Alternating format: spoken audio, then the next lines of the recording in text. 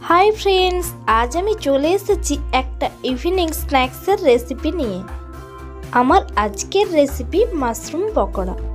আমার তো খেতে খুবই ভালো লাগে। এক প্যাকেট মাশরুম নিয়ে জল দিয়ে ধুয়ে পরিষ্কার করে নিয়েছি। পরিমাণ মতো লবণ মেখে কিছুক্ষণ রেখে দেব।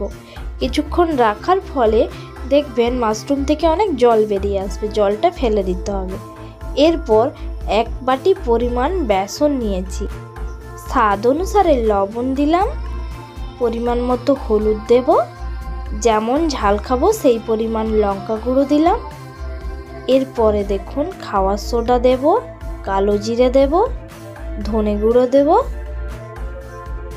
এই সব রকম দিয়ে একসাথে খুব ভালো করে মেখে নেব। মেখে নেওয়ার কিছুক্ষণ পর অল্প অল্প করে জল দিয়ে মাখবো, কারণ বেশি জল দেব না। এইভাবে দেখুন খুব মোলায়েম করে মেখে নিতে হবে। মেখে নেওয়ার পর কড়াইতে রিফাইন তেল দিলাম, আপনারা সরষের তেলও দিতে পারেন। এখানে দেখুন মাশরুম জল ঝরিয়ে রেখে বেসনে এরকম ডিপ করে ডুবিয়ে কড়াইতে ভেজে নেব।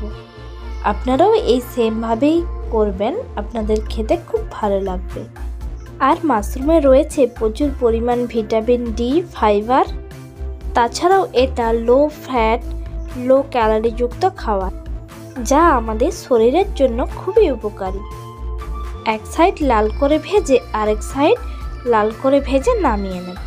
আর এতে রয়েছে রোগ প্রতিরোধ করার ক্ষমতা, তাই বাচ্চা থেকে বড় সবেরই মাশরুম খাওয়া খুবই দরকার। এই একই রকম পদ্ধতিতে সবগুলোই ভেজে নামিয়ে নেব। আপনাদের কার মাশরুম খেতে খুবই পছন্দ আমাকে কমেন্ট করে জানাবেন।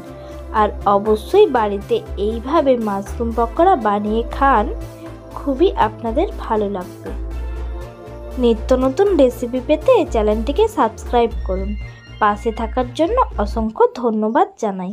এখানে দেখুন যেমন সুন্দর দেখতে হয়েছে, খেতেও খুব সুস্বাদু আর খুব ক্রিস্পি মুচমুচে হয়েছে।